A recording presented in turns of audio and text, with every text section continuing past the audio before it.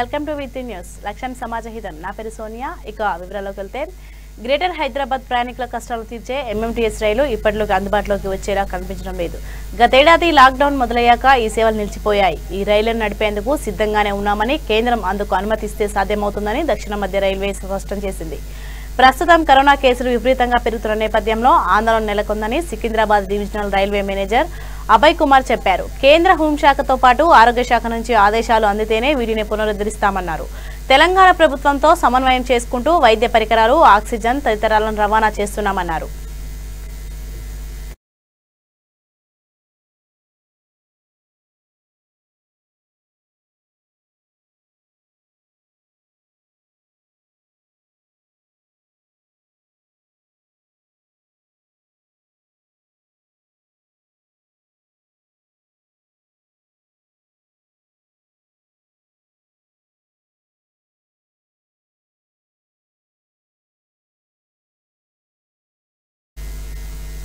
TRS హయాంలో RTC కార్మికులు సంతృప్తిగా లేరని తెలంగాణ జాతీయ మజ్దూర్ యూనియన్ రాష్ట్ర ప్రధాన కార్యదర్శి హనుమంతు ముదిరాజ్ వ్యాఖ్యానించారు. ఆర్టీసీ కార్మికుల శ్రమను గుర్తించడం లేదన్నారు. కరోనా నేపథ్యంలో వారికి కనీస వసతులను కల్పించకపోవడం బాధాకరమన్నారు. సెకండ్ వేవ్ ఏదైతే కరోనా విజృంభిస్తున్న తరుణంలో ఇప్పటికీ తెలంగాణ వ్యాప్తంగా సుమారు 40 మందికి పైగా ఆర్టీసీ సిబ్బంది చనిపోవడం జరిగినది. అదేవిధంగా ఫస్ట్ వేవ్ లో 33 మంది, అనధికారికంగా ఇంకొక 40-50 మంది ఈ సెకండ్ వేవ్ లో చనిపోవడం జరిగినది. వారి కుటుంబాలు రోడ్డు పాలు అవుతా ఉన్నవి. ప్రభుత్వం ఇప్పటికి కూడా ఆర్టీసీ సిబ్బంది ఎవరైతే ప్రజాసేవ చేస్తూ ప్రజలకు సేవ చేస్తూ రోజు నిత్యం డ్యూటీ ఎవరైతే చేస్తున్నారో వారికి శానిటైజర్లు గాని, మాస్కులు గాని, ఫేస్ గార్డులు గాని, అదేవిధంగా ఏవైతే మాకు కావాల్సినటువంటి చేతులకు గ్లౌజులు కానీ ఎటువంటి కూడా సమకూర్చడం లేదు. దీనివల్ల ఆ నిత్యము ఆర్టీసీ సిబ్బంది కండక్టర్లు ప్రజలతోటి నోట్లు తీసుకోవడం, డబ్బులు తీసుకోవడం, ఇవ్వడం, వారితో మాట్లాడడం ఈ విధంగా జరుగుతూ ఉన్నది. అదేవిధంగా డ్రైవర్లు కొంతమంది టీమ్ డ్రైవర్లు అతనే టికెట్లు ఇస్తాడు, అతనే డ్రైవింగ్ చేస్తాడు, ప్రయాణికులతో మాట్లాడతాడు. ఈ విధంగా కండక్టర్లు, డ్రైవర్లు, అదేవిధంగా గ్యారేజ్ లో ఉన్నటువంటి సిబ్బంది కూడా అదే విధంగా ఈ యొక్క కరోనా బారిన పడి చనిపోవడం జరుగుతూ ఉన్నది. కానీ ఇప్పుడు కూడా ప్రభుత్వము ఒక కోవిడ్ సెంటర్ ను సపరేట్ గా ఇప్పటి వరకు కూడా ఏర్పాటు చేయకపోవడంలో ఆర్టీసీ సిబ్బంది పైన ఎటువంటి చిత్తశుద్ధి లేదని తెలుస్తా ఉన్నది. ఇంతమంది చనిపోతే కూడా ఎక్కడో కనీసం మర్యాద కూడా లేకుండా ఈ యొక్క యాజమాన్యం ప్రవర్తిస్తా ఉన్నది. దీనికి రవాణా శాఖ మంత్రి గారు, ముఖ్యమంత్రి గారు, ప్రభుత్వం అందరూ కూడా ఎండి గారు మేము అన్ని సమకూరుస్తామని చెప్తా ఉన్నారు. బస్సులో కూడా పూర్తి స్థాయిలో శానిటైజర్ చేయడం లేదు. ఏదైతే సిబ్బంది పనిచేస్తున్నారో వారికి కూడా ఎటువంటి వసతులు కూడా కల్పించడం లేదు. అంటే వాస్తవంగా ఈ రోజు యాజమాన్యము ఏ కోశాన్ని కూడా పట్టించుకోవడం లేదు. ఇంతమంది చనిపోతే కూడా చనిపోయినటువంటి కుటుంబాలకు ఒక్కొక్క ఇంటికి 50 లక్షలు ఎక్సైజ్ ఇవ్వాల్సిన అవసరం ఉంది. ఆంధ్రప్రదేశ్ లో అక్కడ ప్రభుత్వము వారి చనిపోయిన ఉద్యోగికి ప్రభుత్వ ఉద్యోగులతో మాదిరిగా అక్కడ 50 లక్షలు వారి ఇంటికి సహకరిస్తా ఉన్నారు, ఉద్యోగం ఇస్తా ఉన్నారు. ఇక్కడ ఘోరమైన పరిస్థితిలో ఏదైతే వాస్తవంగా యుద్ధంలోకి వెళ్లి యుద్ధం చేయండి అంటున్నారు, కానీ ఎటువంటివి కూడా ఆయుధాలు లేకుండా పోయి యుద్ధం చేయండి అనే పరిస్థితి ఆర్టీసీలో కొనసాగుతా ఉన్నది. దీనివల్ల అనేక మంది చనిపోవడం జరుగుతా ఉన్నది. ఇప్పటికైనా తక్షణమే ఎండి గారు అదేవిధంగా రవాణా శాఖ మంత్రి గారు ముఖ్యమంత్రి గారు స్పందించాల్సిందిగా విజ్ఞప్తి చేస్తా ఉన్నాం. ఇన్ని చనిపోతే కూడా ఎక్కడ కూడా మాట్లాడే పరిస్థితి లేదు. యూనియన్లు లేవని ఏదైతే ముఖ్యమంత్రి గారు చెప్పారో అప్పటి నుంచి ఈ వెల్ఫేర్ కమిటీలు చూసుకుంటాయని ఏదైతే చెప్పారో ఇప్పటి వరకు ఇంతమంది చనిపోతే కూడా వెల్ఫేర్ కమిటీలో ఒక్కరు కూడా మాట్లాడడం లేదు. తక్షణమే ఈ యొక్క ఆర్టీసీ సిబ్బంది ప్రాణాలను రక్షణ కల్పించాల్సిందిగా, ప్రాణాలను కాపాడే. సికింద్రాబాద్ బౌద్ధనగర్ ప్రాంతంలో కరోనా కల్లోలం సృష్టించింది. వారం రోజుల వ్యవధిలోనే ఓ జంట ఈ వైరస్ బారిన పడి మరణించడం అందరినీ కలిసివేసింది. ఈ ప్రాంతంలో నివసించే లక్ష్మీనారాయణ BSNL లో జూనియర్ టెలికాం అధికారిగా విధులు నిర్వహిస్తున్నారు. ఇటీవల ఆయన కరోనా బారిన పడ్డారు. ఈ నెల 22న ఛాతీలో నొప్పి రావడంతో హుటాహుటిన అంబులెన్స్ లో ఆసుపత్రికి తరలించిన ఫలితం లేకపోయింది. లక్ష్మీనారాయణ మరణించినట్లు వైద్యులు ధృవీకరించారు. దీంతో ఆయన భార్య రూపాదేవి తీవ్ర ఆవేదనకు గురైంది. 2 రోజుల క్రితం ఆమెకు కరోనా లక్షణాలు కనిపించగా పరీక్ష చేయించడంతో పాజిటివ్ గా నిర్ధారణ అయింది. ఒకవైపు భర్త మరణం, మరోవైపు తనకు కరోనా సోకడంతో తీవ్ర మనస్తాపానికి గురైన రూపాదేవి ఫ్యాన్ కు ఉరివేసుకుని ఆత్మహత్యకు పాల్పడింది.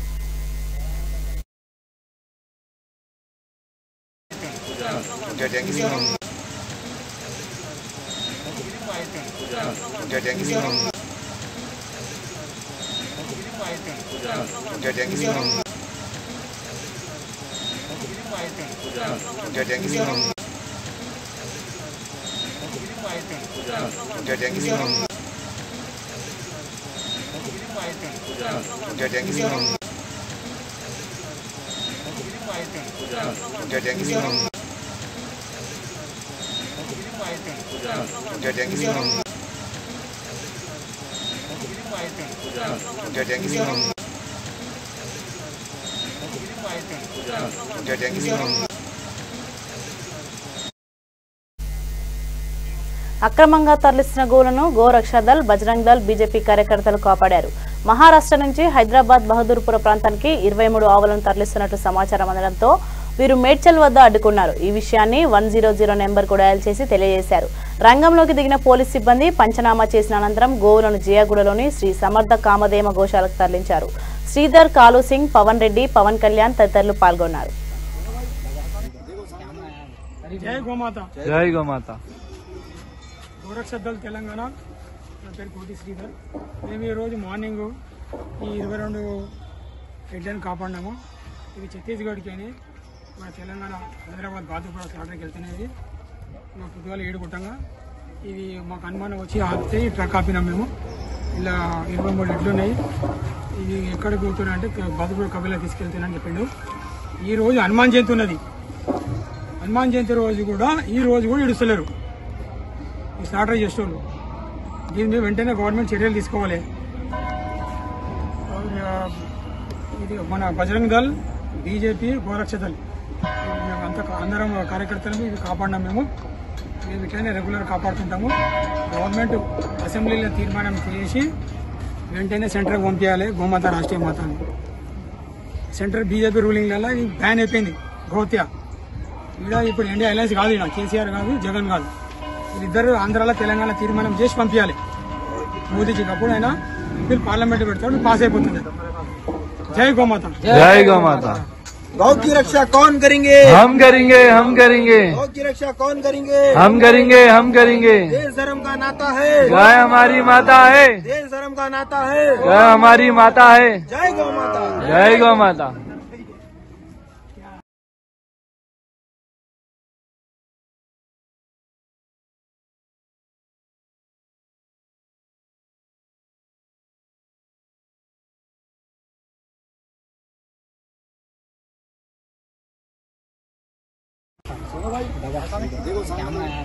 జై గోమాత. జై గోమాత. గోరక్షా దళ్ ప్రజలకు ఉపయోగపడే ఈవెంట్స్ తో పాటు అనేక కార్యక్రమాలు నిర్వహించనున్నట్టు సహారా గోల్డ్ మేనేజ్మెంట్ గ్రూప్ యజమానులు మీర్జా ఇంతియాజ్, బేగ్ షేక్ తగ్సిం చెప్పారు. హైదరాబాద్ జూబ్లీ హిల్స్ లో మీడియాతో మాట్లాడారు. ఉపాధి అవకాశాలు కల్పిస్తామని, దీంతో పాటు సామాజిక సేవ కార్యక్రమాలు నిర్వహిస్తామన్నారు. అయితే కరోనా తీవ్రత నేపథ్యంలో అనుకున్న సమయానికి మొదలు పెట్టలేకపోయామన్నారు. కార్యక్రమంలో సోఫియా, మహి తదితరులు పాల్గొన్నారు. और यहाँ पे हम लोग 2 कंपनी मर्ज करे हैं आज आप लोग की दुआ से। और ये 2 बड़े बड़े जो ग्रुप है इनका टाइप होने का यानी मर्ज होने का हम लोग ऑफिशियल नोट पे आप लोग को इन्फॉर्मेशन दे रहे हैं, इसीलिए कि ये 2 मर्ज होने का रीज़न है। एक तो पब्लिक सेवा, दूसरा हम लोग का प्रमोशन वो हो सकता है जो हम काफ़ी प्रमोशन में आप लोग की खिदमत के लिए हम 2 बड़े बड़े ग्रुप जो सोशल एक्टिविटीज़ के नाम पे जाने जाते हैं मार्केट में, एक सहारा वर्ल्ड मैनेजमेंट सर्विसेज और MM ग्रुप, ये 2 ग्रुप हर कोई जानते हैं मार्केट में। तो इसीलिए 2 ग्रुप को एक किया गया अभी आज की डेट से ऑफिशियल नोट पे। और इसके अंदर हम लोग का मकसद पब्लिक सेवा, जैसे मैंने रिपीट किया, इसके अंदर सारे पब्लिक सेवा का मतलब हम जितने भी प्रोडक्ट लॉन्च करेंगे ये मार्केट की जैसे भी आजकल महंगाई बढ़ गई है हर प्रोडक्ट्स में, तो हम लोग का मकसद ये रहेगा कि आप लोग को 40 to 50% ऑफ दें। और वो जो हमारे बिल्स है इसके अंदर हम लोग कारोबार जो करना चाहता है वो भी हमसे जुड़ सकता है, एजेंसीज ले सकता है, डिस्ट्रीब्यूशनशिप ले सकता है, जो बेरोज़गार है वो जॉब के लिए भी आ सकता है, हमारे पास अप्रोच हो सकता है। और हमारे सोशल एक्टिविटीज़ में ट्रेनिंग्स के लिए भी फ्री सहूलत दी जाएगी एविएशंस की, और काफ़ी ऐसी ट्रेनिंग्स है जो आपको फ्री दी जाएगी। जो लड़कियां बैठे हुए घर में जो लड़के हैं उनके आवाम के लिए भी खिदमत के लिए हमको मौका मिला है, इसीलिए 2 ग्रुप को हमने मर्ज किया है। और द इम्पॉर्टेंट नोट इसके अंदर ये है कि हम लोग एक ऑडिशंस भी स्टार्ट करेंगे इवेंट मैनेजमेंट जो बेस है हमारी कंपनी का, जो दोनों कंपनीज़ को जाना जाता है मार्केट में पूरी दुनिया के कोने में, जैसा अमेरिका ले लो, दुबई ले लो, कुवैत, कनाडा, ऑस्ट्रेलिया और यूके। यहाँ पे सहारा भी जाने जाता। आज से हम 2 एक है सहारा और MM ग्रुप वर्ल्ड की लार्जेस्ट फैमिली बताया इसलिए जाता है कि हर कोने में है हम लोग। और इसके इवेंट्स के हिसाब से अभी हम लोग ऑडिशन स्टार्ट कर रहे हैं जिसका नाम देंगे। अभी हम धीरे धीरे यहाँ से पूरे प्रेस कॉन्फ्रेंस लगाते जाएंगे जब भी हमारे प्रोडक्ट लॉन्च हो रही है। तो यहाँ पे अभी हम लोग स्टार्ट कर रहे हैं ख़ास करके तेलंगाना और आंध्रा के लिए the talent of Telangana Andhra बोल के, वो हमारे बैनर से स्टार्ट होगा। बहुत ही जल्द से जल्द आपको अनाउंस किया जाएगा, उसकी तैयारी में लगे हुए हैं। और जितना भी हम लोग मर्ज किए इसका मकसद मैंने बता दिया ऑलरेडी कि पब्लिक सेवा, दूसरा हम लोग के प्रमोशन। మల్కాజిగిరి పరిసర ప్రాంతాల సౌకర్యార్థం రాచకొండ పోలీసులు 2 ఉచిత అంబులెన్స్ సేవలను అందుబాటులోకి తెచ్చారు. వీటిని పోలీస్ కమిషనర్ మహేష్ భగత్ జెండా ఊపి ప్రారంభించారు. స్మార్ట్ IMS సంస్థ వీటిని అందజేసింది. కోవిడ్ మినహా మెడికల్ ఎమర్జెన్సీ ఉన్నవారు Rachakonda police control room number 9490617234 ను సంప్రదించి ఈ సదుపాయాలను ఉపయోగించుకోవాలని సిపి కోరారు.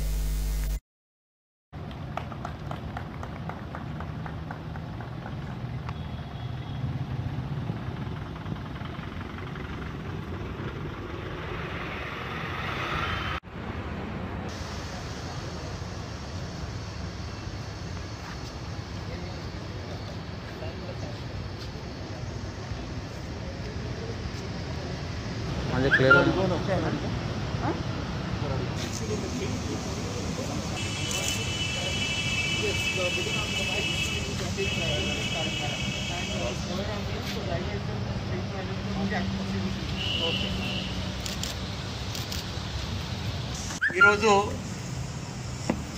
మన రాచకొండ పోలీస్ కమిషనరేట్లో 2 అంబులెన్స్ ప్రజల కొరకు లాంచ్ చేస్తున్నారు.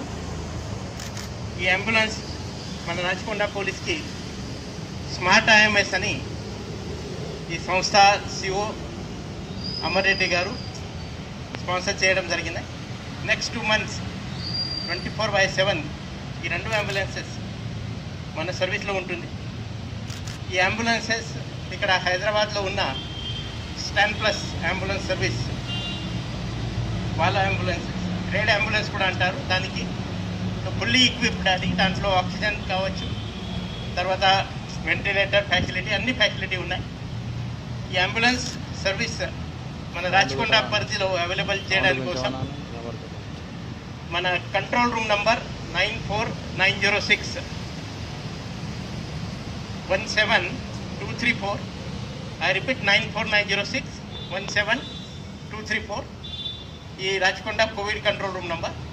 ఈ నెంబర్కి ఫోన్ చేస్తే చాలు. తర్వాత ఈ అంబులెన్స్ వాళ్ళ హాట్లైన్ నెంబర్ కూడా ఉంది. ఈ హాట్లైన్ నెంబర్ వచ్చేసి 1800-121-911-911. I repeat 1800-121-911-911. ఈ నెంబర్కి డయల్ చేస్తే ఎవరికి నాన్ కోవిడ్ ఎమర్జెన్సీ ఉంది ఆ పర్పస్ కోసం ఈ అంబులెన్సెస్ మనము స్పెషల్లీ ఇది లాంచ్ చేస్తున్నారు. ఈ మధ్యలో చాలామంది మన అంబులెన్సెస్ చాలా బిజీ ఉన్నాయి, మనకు కావాలప్పుడు అంబులెన్స్ సర్వీస్ అవైలబుల్ లేదు అని అంటున్నారు. దాన్ని గమనించి ఈ పీరియడ్లో స్పెషల్లీ ఈ నెక్స్ట్ 2 months మనకు చాలా ఇంపార్టెంట్. రోజుకి కేసెస్ కూడా పెరుగుతున్నాయి. అప్పుడు వేరే నాన్ కోవిడ్ ఎమర్జెన్సీ ఉన్న మెడికల్ సంబంధి, ప్రెగ్నెంట్ విమెన్ కావచ్చు, సీనియర్ సిటిజన్ కావచ్చు, ఇంకా యాక్సిడెంట్స్ కావచ్చు, అప్పుడు ఈ అంబులెన్స్ సేవ పక్కాది ఉపలబ్ధి ఉంటుంది, అవైలబుల్ ఉంటుంది. సో ఈ అంబులెన్స్ స్పాన్సర్ చేసిన స్మార్ట్ IMS సంస్థ వాళ్ళ ప్రతినిధి ఈరోజు నాగేష్, తర్వాత ప్రశాంత్ ఇక్కడ ఉన్నారు. పోలీస్ కమిషనరేట్ తరఫున ధన్యవాదాలు. తర్వాత ఈ రెడ్ అంబులెన్స్ ఎవరికి అది ఎమర్జెన్సీ ఉంది, ఎవరికి పేయింగ్ కెపాసిటీ ఇష్యూ ఉన్నాయి, అలాంటి ప్రజల కోసం స్పెషల్లీ ఈ అంబులెన్స్ సేవ మనం ఇంట్రొడ్యూస్ చేశాం. భవిష్యత్తులో ఇంకా కొన్ని వెహికల్స్ కూడా ఇంట్రొడ్యూస్ చేయడం జరుగుతుంది. ఈరోజు మన రాచకొండ పోలీస్ కమిషనరేట్లో 2 అంబులెన్స్. గ్రేటర్ వరంగల్ మున్సిపల్ ఎన్నికల నేపథ్యంలో స్వతంత్ర అభ్యర్థి శ్రీరామ్ రమేష్ శివనగర్లో పరిసరాల్లో అట్టహాసంగా ఇంటింటి ప్రచారం నిర్వహించారు. ఈ సందర్భంగా ఆయన మీడియాతో మాట్లాడుతూ అధికార కార్పొరేటర్ శివనగర్ ప్రజల సమస్యలను గాలికి వదిలేశారన్నారు. బ్యాట్ గుర్తుకు ఓటేసి భారీ మెజార్టీతో తనను గెలిపించాలని కోరారు.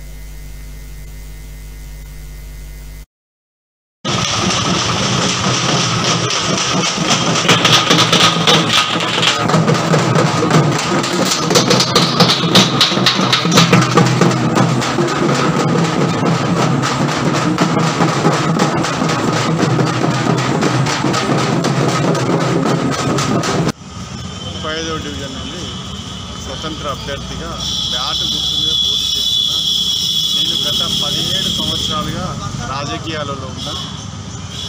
నేను ఇంటింటికి వెళ్తే వాళ్ళ సొంత అన్నలాగా తమ్ముడిలాగా వాళ్ళ బిడ్డలాగా ఆదరించి మా ఇంటికి రావాల్సిన అవసరం లేదు తమ్మి, మేమే వచ్చి మీకు ఓటు వేస్తాం, ఓటు వేసి నిన్ను అత్యధిక మెజార్టీతో గెలిపిస్తామని వాళ్ళే అంటారు. ఇక్కడ వేరే పార్టీ వాళ్ళు పోటీ చేసే వాళ్ళు ఎవరు లోకల్ కాదు. ఒకతను పక్క డివిజన్ నుంచి వచ్చిండు, ఒకతను అతనికి అసలు ఓటు అడిగే నైతిక హక్కు కూడా లేదు. ఎందుకంటే ఇక్కడ ఏం చేయలేదు. ఇప్పుడు మనం స్థానిక ఎస్సీ కాలనీలో ఉన్నాం. 5 సంవత్సరాల క్రితం కార్పొరేటర్ అయినా ఇంతవరకు కూడా ఎస్సీ కాలనీలో అడుగుపెట్టలేదు. అందుకు నిదర్శనం ఏంటంటే ఈరోజు నాకు ప్రజల యొక్క స్పందన చూసి మిత్రుడు బాల్యకుమార్ 9వ డివిజన్ కాంగ్రెస్ డివిజన్ ప్రెసిడెంటు నా సమక్షంలో నాకు సంఘీభావం తెలిపిండు. మిత్రునికి ఈ సందర్భంగా నేను ధన్యవాదాలు తెలియజేస్తున్నా. అతను కూడా ఎందుకు చేయాలంటే గత 5 రోజుల నుంచి ఈ స్పందన చూసి అన్న నువ్వు గెలుస్తాను, నీతో నేను ఉంటా, ఎందుకంటే నీ యొక్క విజయంలో కూడా నేను పాల్పంచుకుంటా అని అతను తెలియజేసి నాకు సంఘీభావం తెలిపిండు. నాకు ఈ సంఘీభావం తెలిపిన అతనికి కృతజ్ఞతలు తెలియజేస్తూ నేను కూడా గెలిచిన తర్వాత ఈ యొక్క డివిజన్ను రాష్ట్రంలోనే నెంబర్ 1 ఆదర్శ డివిజన్గా తీర్చిదిద్దుతా. నాకు ఈ డివిజన్లో ఏం చేయాలో తెలుసు, ఏం చేయాలో తెలుసు. అన్ని రకాలుగా ప్రతి ఒక్కరికి కూడా పేద బడుగు బలహీన వర్గాలకు నేను సంక్షేమ పథకాలు కేంద్రం కానీ రాష్ట్ర ప్రభుత్వం సంక్షేమ పథకాలు కూడా వారికి అందిస్తానని తెలియజేస్తున్నాను. పార్టీ ఏది పోటీ లేదు, బయట షోలు మాత్రమే జరుగుతాయి. మందిని పైసలు ఇచ్చి తీసుకొచ్చి షోలు చేస్తాను. ఎవరికి కూడా బేస్ లెవెల్లో ఆ మద్దతు లేదు. నాకు తెలుసు, నేను గతంలో కాంగ్రెస్ నిర్మల్ జిల్లా దిలావర్పూర్ మండలం సిద్గాపూర్ గ్రామంలోని మద్యం దుకాణాల్లో చోరీ జరిగింది. ఈ నేపథ్యంలో రంగంలోకి దిగిన పోలీసులు నిందితులను అదుపులోకి తీసుకున్నారు. 40,000 రూపాయల విలువైన మద్యాన్ని స్వాధీనం చేసుకున్నారు. కేసు విచారణలో ఉంది.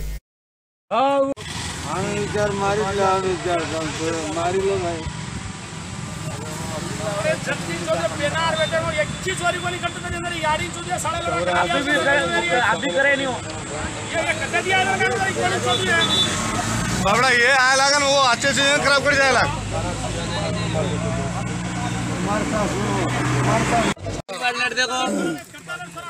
सिनु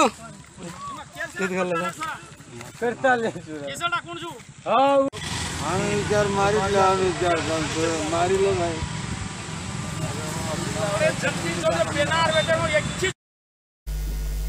కోవిడ్ టీకాలు వేయించుకునేందుకు వరుసలో నిలబడడం కష్టతరంగా మారింది. దీంతో స్థానికులు వరుసలో చెప్పులుంచారు. ఈ దృశ్యం నిర్మల్ జిల్లా మర్గి గ్రామంలోని ప్రభుత్వ ఆసుపత్రి వద్ద కనిపించింది. వరుసలో నిలబడితే కరోనా సోకే ప్రమాదం ఉంటుందని అందువల్లనే చెప్పులుంచామని వారు వివరణ ఇచ్చారు. చెప్పులను బట్టి ఒక్కొక్కరుగా వచ్చి టీకా వేయించుకుంటున్నారని డాక్టర్ రాజేశ్వర్ తెలిపారు.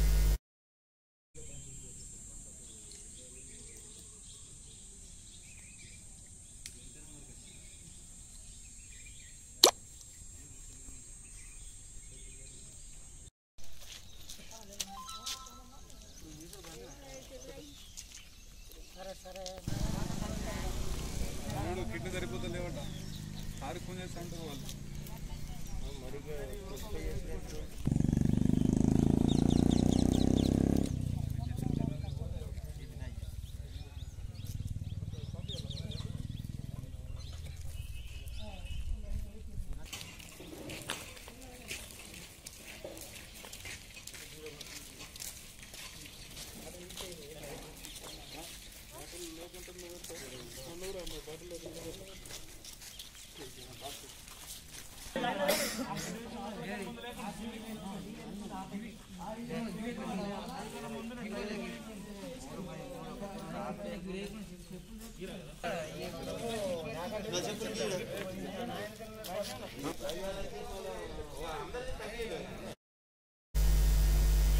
ప్రజలంతా తప్పనిసరిగా కోవిడ్ నిబంధనలు పాటించాలని ములుగు జిల్లా ఎస్పీ డాక్టర్ సంగ్రామ్ సింగ్ సూచించారు. అందుకు భిన్నంగా వ్యవహరిస్తే జరిమానా విధిస్తామన్నారు. ములుగు పట్టణంలోని మార్కెట్, బస్టాండ్, మెడికల్ షాపులు, ప్రధాన కూడలను స్వయంగా పరిశీలించారు. ఈ సందర్భంగా మాట్లాడుతూ ప్రతి ఒక్కరూ విధిగా మాస్కులు ధరించాలన్నారు. వ్యాపార కేంద్రాలలో భౌతిక దూరం పాటించాలన్నారు.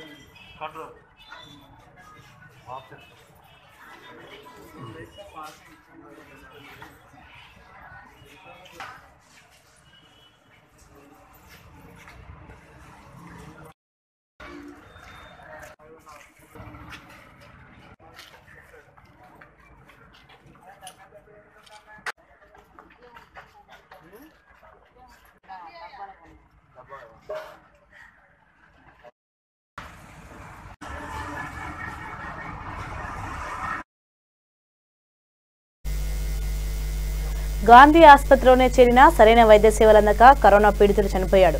వివరాలు ఇలా ఉన్నాయి. అంబర్పేట గోల్నాక మార్కెట్ ప్రాంతానికి చెందిన మల్లంపేట యాదగిరి ముదిరాజ్ 2 రోజుల క్రితం కరోనా బారిన పడి గాంధీ ఆసుపత్రిలో చేరాడు. అయినప్పటికీ ఫలితం లేకపోయింది. యాదగిరి ప్రాణం విడిచాడు. ఈ విషయమై అతని సోదరుడు మీడియాతో మాట్లాడుతూ గాంధీ ఆసుపత్రి వైద్యులు తన సోదరికి సరైన వైద్యం అందించలేదని, కనీసం యాదగిరి మృతి చెందిన విషయం తనకు తెలియజేయలేదని ఆరోపించారు.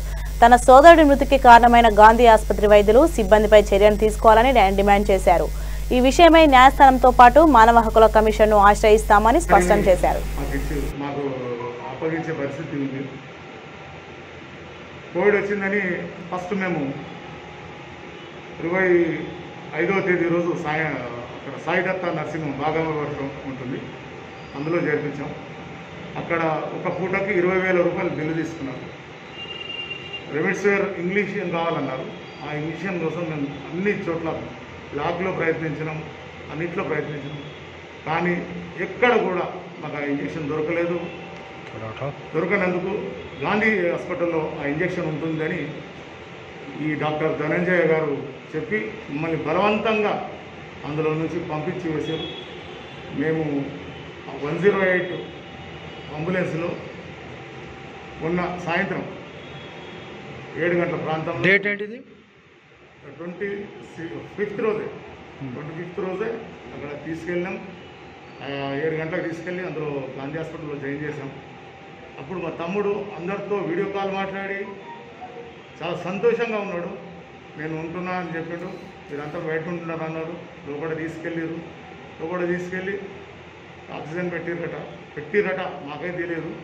తర్వాత నిన్న 26వ తేదీ రోజు 11 గంటలకు మా సోదరుడు, ఇంకో సోదరుడు, ఉదయమా సాయంత్రం?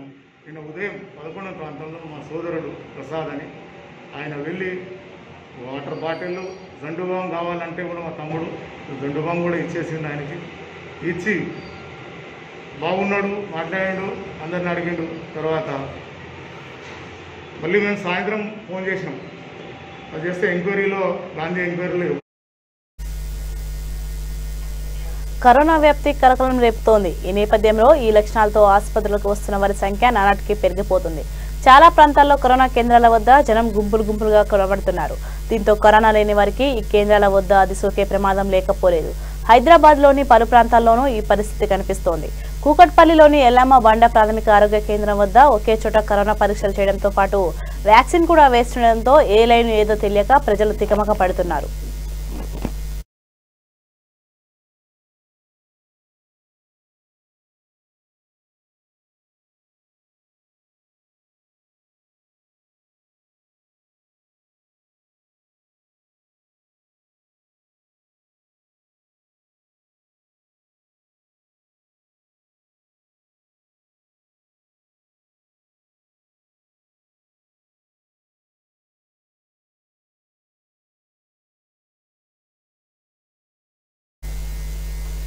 బులెటిన్ ముగించే ముందు హెడ్లైన్స్ మరోసారి.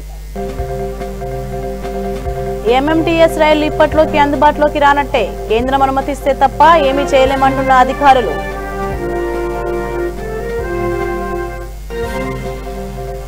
సికింద్రాబాద్ బౌద్ధనగర్ ప్రాంతంలో కరోనా కల్లోలం, వారం వ్యవధిలోనే ఈ వైరస్ బారిన పడి దంపతుల మృతి.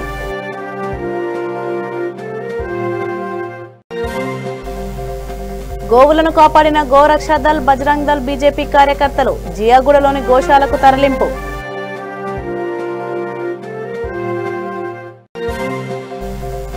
మల్కాజ్గిరిలో ఉచిత అంబులెన్స్ సేవలు ప్రారంభం, మెడికల్ ఎమర్జెన్సీ ఉన్నవారు వినియోగించుకోవాలన్న రాచకొండ సిపి. సో ఇవి ఇప్పటివరకు ఉన్న అప్డేట్స్. మరిన్ని అప్డేట్స్ కోసం చూస్తూనే ఉండండి V3 న్యూస్. లక్ష్యం సమాజహితం.